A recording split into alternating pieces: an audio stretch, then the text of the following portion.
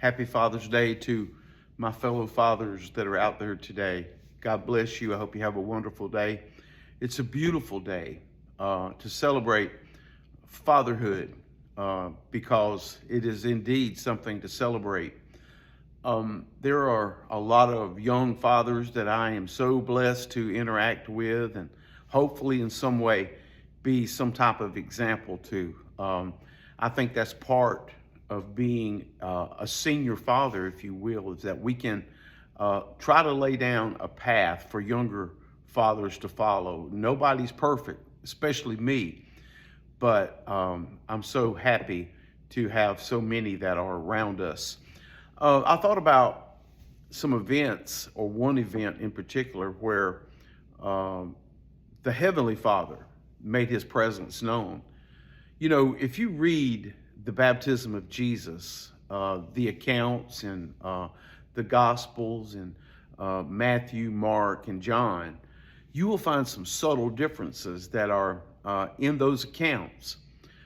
John actually leads us to believe that John the Baptist was put in prison one verse before Jesus was actually baptized. And if you go to Matthew, I think Matthew pretty much solidifies the fact that John did the baptizing. You know, and even though some of the perspectives were a little different, it's almost like somebody seeing a car accident. You'll see 5 or 6 different opinions or the way they saw it.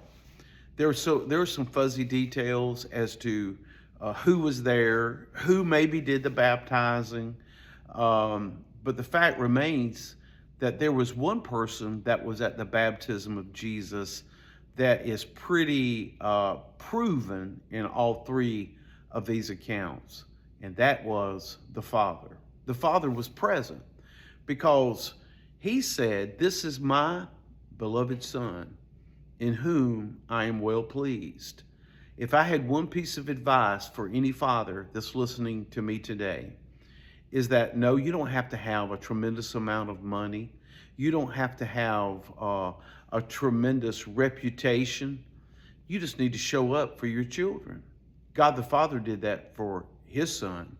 He was there. That's a no-doubter.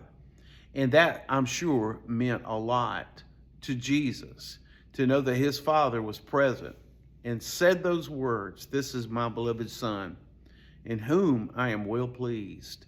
He was very proud of his Son, who was about to go into his earthly ministry, straight from the baptism into the wilderness to be tempted.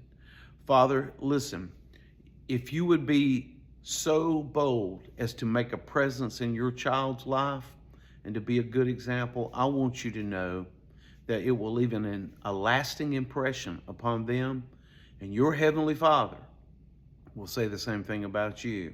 "This is my Son, in whom I am well pleased."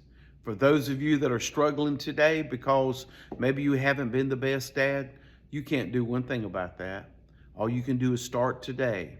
Become the father that you wish you had been many years ago. It'll make a difference. Will it erase all the years? Maybe not, probably not. But one thing for sure, you can make a stand today and say, "I'm going to be the best dad that I possibly can be." God bless you, fathers, and I hope you have a wonderful day. God bless you.